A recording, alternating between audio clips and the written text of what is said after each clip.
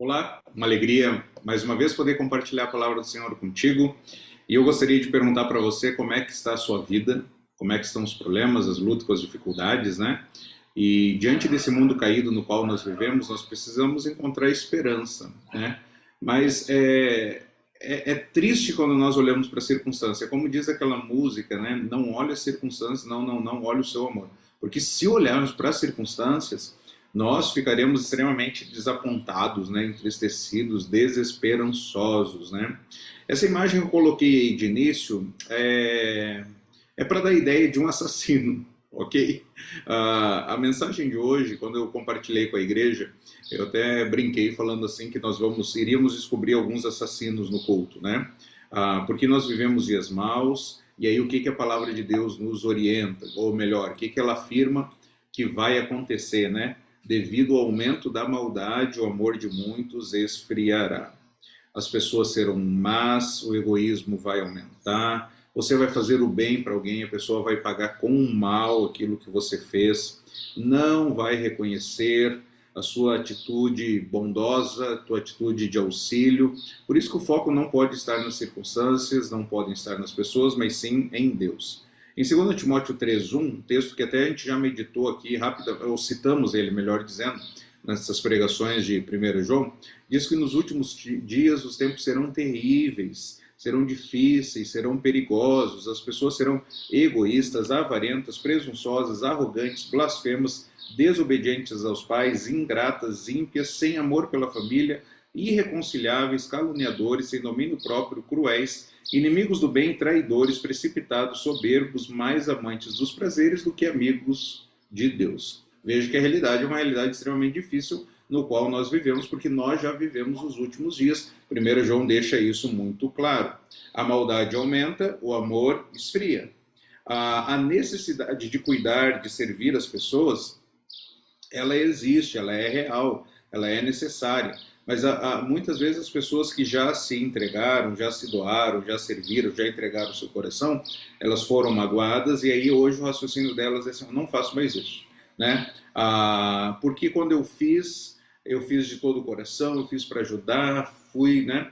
Mas quando eu precisei, ninguém lembrou. Quando eu precisei, ninguém estendeu a mão, ninguém me ajudou, pelo contrário, ainda tinham olhares críticos e julgadores sobre mim. Né? O pensamento aí se torna da seguinte forma, né? Alguém precisa ajudar as outras pessoas, mas não eu. Alguém precisa servir as outras pessoas, mas não eu. As pessoas, os missionários precisam de sustento, mas não vai ser eu que vou ajudar. Eu não vou mais me entregar, eu não vou ser mais líder de pequeno grupo, não vou ser mais professor de escola bíblica, não vou mais discipular. Tudo isso precisa acontecer no reino de Deus, mas não mais eu, não quero mais. E aí esse pensamento aí nos lembra um memezinho, né? Na época talvez não tinha a ideia de meme, né? Mas acaba lembrando um pouquinho o protesto aí das vacas. Coma mais frango. Alguém precisa alimentar as pessoas, mas não eu. Na mensagem de hoje, nós veremos que o amor ele envolve sacrifício, amar é doar-se às outras pessoas, amor é se entregar. Alguém precisa fazer algo, então que seja eu vou fazer isso, porque eu amo a Deus, eu amo as pessoas. Eu não vou buscar, ou melhor, eu vou buscar de todas as formas, não viver para mim mesmo, mas viver para Deus e para o próximo. Antes de nós entrarmos na mensagem de hoje, é importante a gente relembrar o contexto literário do livro de 1 João. 1 João foi escrito pelo apóstolo para transmitir uma mensagem à igreja. Ele começa falando que os apóstolos eles receberam essa mensagem e eles estão passando agora para esta geração. E aí, na primeira parte do livro, ele vai começar a sentença, essa mensagem que dele ouvimos. E aí ele vai relatar os critérios da comunhão com Deus que é luz. Toda a primeira parte está estruturada dessa forma, um Deus que é luz. O que isso significa? O que isso afeta a minha vida? Eu preciso evitar o pecado, eu preciso guardar os mandamentos de Deus, evitar o erro, ser fiel à verdade, viver a diferença como filho de Deus e não como filho de Satanás, que foi a nossa última mensagem. E por que nós estamos relembrando isso? Porque agora, a partir desta mensagem de 1 João, ele vai entrar na segunda parte da sua carta. E ele vai começar no versículo 11 exatamente com essa expressão. Ele vai dizer, esta é a mensagem que vocês ouviram desde o princípio, que nos amemos uns aos outros. E aí ele vai relatar então os critérios para a comunhão com Deus, que é um Deus de amor. E aí ele vai falar na mensagem de hoje que nós devemos nos amar fraternalmente, como uma família, como irmãos em Cristo. Devemos depois desfrutar a segurança por ser filho de Deus, ter discernimento entre as influências divinas e as influências satânicas. Ele volta ao assunto amar fraternalmente e volta ao assunto de novo de segurança por crer de forma correta. Ele conclui então o seu livro, conclui a sua carta dizendo que Jesus é o Filho, ele é o verdadeiro Deus e a vida eterna. Como que nós podemos resumir o livro inteiro de João? O livro inteiro de João nós podemos resumir da seguinte forma: à medida que o indivíduo cresce na comunhão com Deus, cresce o caráter de Deus em sua vida e a intensidade da comunhão com os seus irmãos. Ou seja, na medida em que nós crescemos no nosso relacionamento com Deus, vai crescer o que também? O caráter de Deus, porque aquilo que eu imito é aquilo que eu amo, aquilo que eu amo é aquilo que eu imito. Então, quanto mais perto de Deus eu estiver, mais eu vou refletir o caráter dele na minha vida. E como que Deus age? Deus age se entregando, Deus age amando. Então, nós vamos amar, nós vamos se entregar, nós vamos servir aos nossos irmãos. Chegamos no texto de hoje, 1 João capítulo 3, do versículo 11, que eu já li, até o versículo 18. E o resumo da mensagem de hoje, é que a prática do amor fraternal comprova a realidade de vida espiritual. A prática do amor cristão comprova a realidade de vida de quem já é discípulo do Senhor Jesus. E é interessante que o apóstolo João então lembra que ele está na segunda parte da sua carta, ele vai falar agora sobre amor. Mas é interessante que ele começa essa parte agora se referindo no aspecto negativo. Ele vai falar que a descendência de Caim é caracterizada pelo ódio. Portanto, não devemos ser iguais, não devemos seguir. Veja o versículo 12 até o 15. Não sejamos como Caim, que pertenceu ao maligno e que matou seu irmão. E por que o matou? Porque suas obras eram más e as do seu irmão eram justas. Meus irmãos, não se admirem se o mundo os odeia. Sabemos que já passamos da morte para a vida porque amamos nossos irmãos. Quem não ama, permanece na morte. Quem odeia seu irmão é assassino, e vocês sabem que nenhum assassino tem a vida eterna em si mesmo. Ele começa dizendo que nós não devemos ser como Caim. O apóstolo já havia mostrado na última mensagem a diferença entre os filhos de Deus e os filhos do diabo. Os filhos de Deus praticam a justiça e amam as pessoas, amam seus irmãos. E ele traz agora o exemplo negativo de Caim, que matou seu irmão ao invés de amar, e o matou por inveja, porque as suas obras eram más e do seu irmão eram obras boas. Veja, ele não matou porque seu irmão o prejudicou, ele não matou porque ele estava fazendo o correto e o seu irmão estava tentando ali tirar alguma vantagem. Não, ele matou pelo contrário, o seu irmão fez o certo. Ele matou por inveja.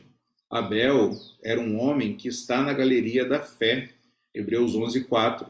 Era um homem justo, Mateus 23:35, e Deus se agradava dele, Gênesis 4:4.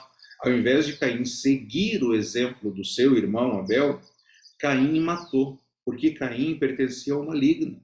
Caim era filho do diabo. Caim não amava seus irmãos. Suas obras eram más.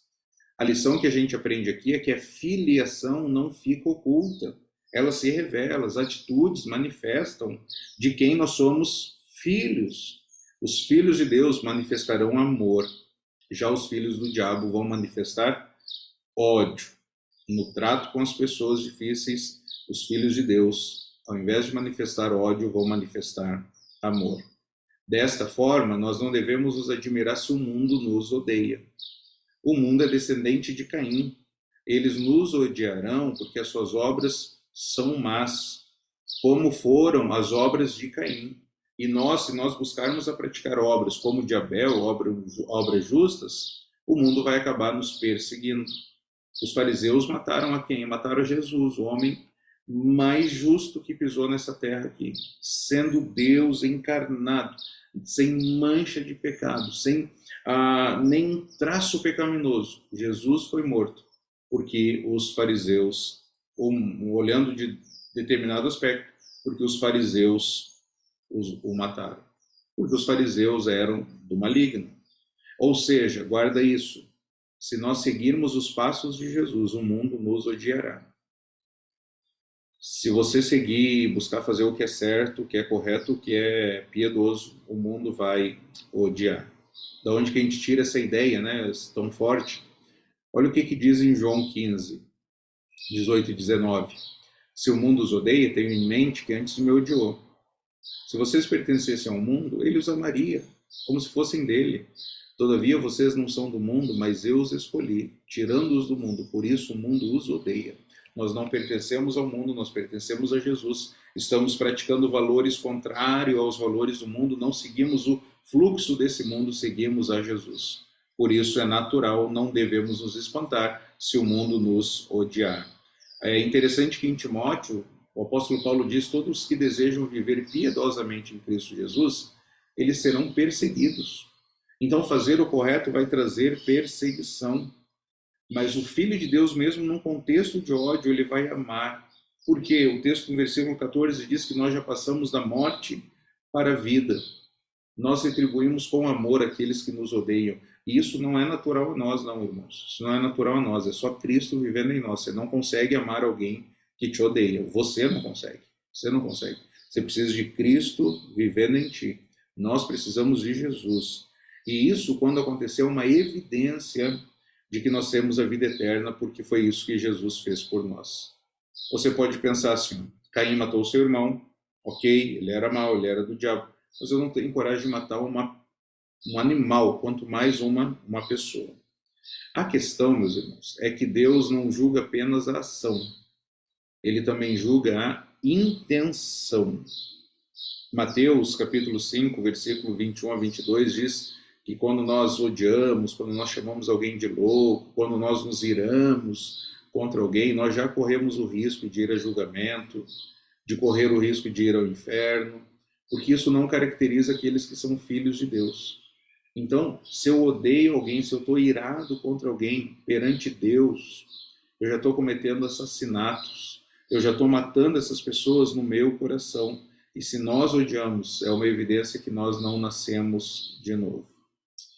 Eu quero que você pense agora um pouquinho na figura dos leões, de animais selvagens, que estão presos nos zoológicos, né? Presos lá, eles têm o espaço deles, mas presos para não nos atacar, né? E aí, quando nós visitamos os zoológicos, nós vemos aqueles belos tigres, leões, poderosos, e eles parecem, como nessa imagem aí, um gatinho inofensivo, né? Só um gatinho grande. Mas o instinto desses animais, o instinto deles, são instintos de assassinos. Eles só não estão atacando porque tem uma grade que separa eles de nós, senão eles nos atacariam. E aí eu gostaria que você pensasse nas pessoas que você odeia. Aí você pensa: não, mas matar eu não tenho essa coragem não. Talvez não tenha essa coragem porque tem algumas grades que te impedem. Talvez tenha a lei, o medo da vergonha, o próprio medo de não conseguir, talvez o zelo pela sua reputação, o medo da prisão, o medo de você receber uma vingança sobre você. Talvez essas grades aí que te impeçam de matar alguém. Talvez se não houvesse essas grades, nós já teríamos sangue em nossas mãos. Porque se nós odiamos, o problema já está aqui no coração. Então, nenhum assassino, o texto diz, nenhum assassino tem a vida eterna. Pode alguém ser discípulo de Jesus e continuar sendo uma pessoa assassina? Não, ele é transformado, ele vai gerar vida. Pode alguém ser filho de Deus, que é amor, e continuar odiando alguém? Não. O nascido de Deus ama até quem o odeia. Nós oramos e nós devemos orar como Jesus: Pai, perdoa-lhes, porque eles não sabem o que fazem. Quando John Wesley, um evangelista metodista, ele foi assaltado, ele disse para o ladrão: se um dia você tiver o desejo de deixar esse caminho mau que está trilhando e viver para Deus, lembre-se que o sangue de Jesus te purifica de todo o pecado. John Wesley não odiou aquele cara, ele o amou, ele anunciou Jesus para ele. Alguns anos depois, aquele homem procurou John Wesley e lembrou disso. Lembra aquela vez, aquela ocasião, eu sou aquele homem. Então, um discípulo de Jesus, ele ama. Já o ódio é característica de quem é descendente de Caim. O amor revela que nós nascemos de novo. E é isso que o autor vai falar do versículo 16 até o versículo 18. Ele diz o seguinte: nisto conhecemos o que é o amor. Jesus Cristo deu a sua vida por nós e devemos dar a nossa vida por nossos irmãos. Se alguém tiver recursos materiais e vendo seu irmão em necessidade, não se compadecer dele, como pode permanecer nele o amor de Deus? Filhinhos, não amemos de palavra nem de boca, mas em ação e em verdade. A entrega é a marca do verdadeiro amor. Quando nós servimos alguém, significa que de fato nós amamos. Cristo se entregou por nós. Ele não deu apenas um pouco do seu tempo, ele é eterno, ele poderia dar um pouco do tempo dele. Ele não deu um pouco de dinheiro, nada lhe faltaria. Ele é dono de todo ouro e toda prata. Mas ele deu a sua própria vida, ele se sacrificou por nós. Romanos 5:8 diz: Deus prova seu amor por nós, pelo fato de Cristo ter morrido por nós quando ainda éramos pecadores.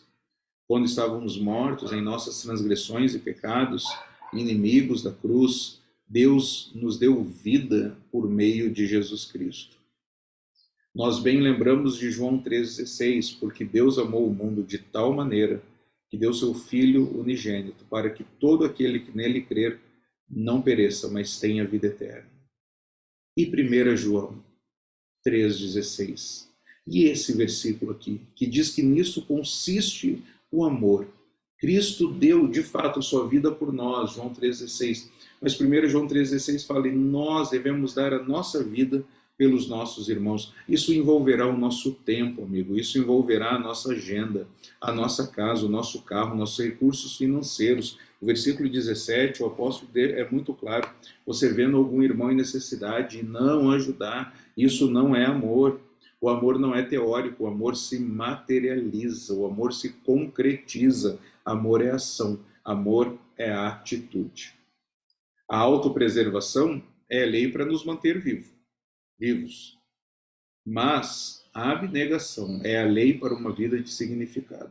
Se nós queremos ter uma vida de propósito, uma vida de significado, uma vida abundante como Jesus ofereceu, nós devemos entender o que significa negar a nós mesmos e nos sacrificar pelas pessoas.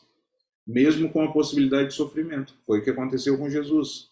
Mesmo com o medo de sermos feridos novamente, nós vamos amar e vamos falar, Senhor, trago marcas, trago traumas, mas me cure, Senhor, me liberte. Que eu possa cumprir o amor do Senhor derramado por mim. Que eu possa entender que pelas suas feridas eu fui sarado, eu já estou curado. Ajude então a amar as pessoas e servir as pessoas, dar a nossa vida pelos nossos irmãos.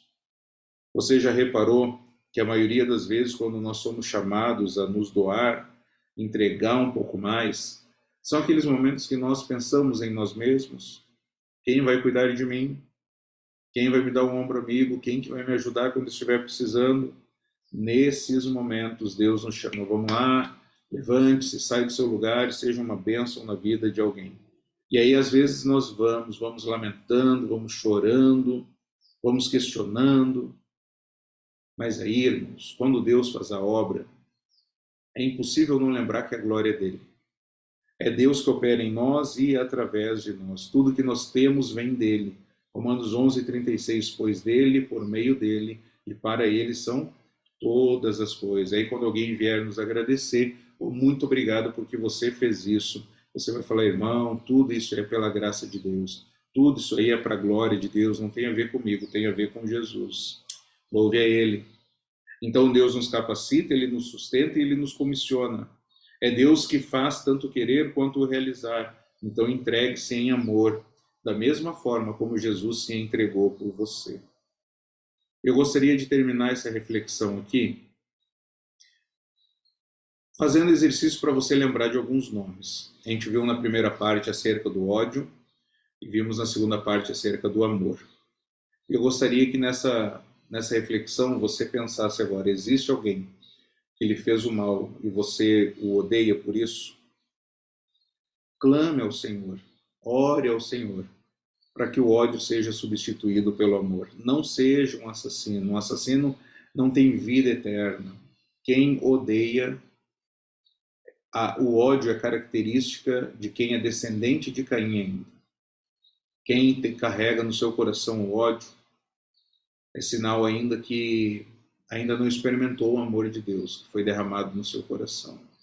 Não é fácil perdoar quem nos maltratou, quem nos feriu, quem falou mal de nós, quem nos abusou, quem inventou mentiras. Não é fácil. Eu diria até que é impossível a gente conseguir amar alguém assim. Sabe por que é impossível? Porque eu não consigo, você não consegue. Quem consegue é Cristo em nós. É Cristo em nós. Convém que Ele cresça e nós venhamos a diminuir. Senhor, seja feita a Tua vontade e não a minha. A minha vontade é olho por olho, dente por dente. Feriu, eu vou ferir. Magoou, eu vou magoar. Mas eu sou seu discípulo. Eu te sigo, eu te amo. Então que eu possa manifestar o amor de Jesus na vida dessas pessoas. Quem te feriu, meu amigo? Quem te feriu? Você que está me ouvindo agora, pare e pense. Quem te feriu e ore, clame ao Senhor para Ele substituir o amor, substituir o ódio que há no coração pelo amor. Em segundo lugar, a quem você irá se entregar? Entregar o seu tempo, entregar seus talentos, entregar os seus bens, entregar seu conhecimento, seus ouvidos, seu dinheiro. A quem que você vai servir nesse ano? Talvez ceder a sua casa para um grupo de irmãos se reunir, estudar a palavra. Talvez você compartilhar o versículo com alguém. Talvez você usar o seu talento, tocar, cozinhar para alguém, chamar alguém para uma refeição na sua casa, orar por alguém, ligar para alguém, mandar mensagem para alguém. Eu quero falar com você que já amou. Você já amou e você diz, nossa, como era bom aquele tempo. Você já serviu muito a Deus e você hoje está encostado, você abandonou o seu primeiro amor. Deus fez uma acusação contra a igreja de Éfeso, que eles haviam abandonado o primeiro amor. E se essa igreja não se arrependesse, Deus tiraria a eficácia dela. Ela deixaria de existir. A igreja não se arrependeu e morreu. A pergunta é, você vai se arrepender de não estar manifestando o amor, não estar liberando o amor? O amor de Deus foi derramado no nosso coração. Libere esse amor. Deixe que esse amor alcance outras pessoas. Nós somos cuidados enquanto nós cuidamos. Nós somos sarados enquanto nós servimos. Deixe o amor de Deus se manifestar através dele. O amor de Deus já foi derramado no seu coração.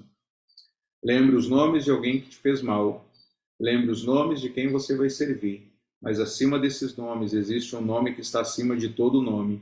Esse nome é Jesus. A Ele que nós nos prostramos, a Ele que nós o adoramos, a Ele que nós adoramos, é a Ele que nós servimos, porque Ele é digno. Ame o nome do Senhor Jesus. Ame a Jesus. Perdoe os nomes das pessoas que te machucaram e sirva os nomes dos necessitados. Ame o nome de Jesus. Perdoe os nomes que te feriram e sirva os nomes necessitados. Não termine essa mensagem sem identificar esses nomes e conversar com o nome que está acima de todo nome. Que Deus te abençoe, um grande abraço, até a próxima na permissão do Senhor.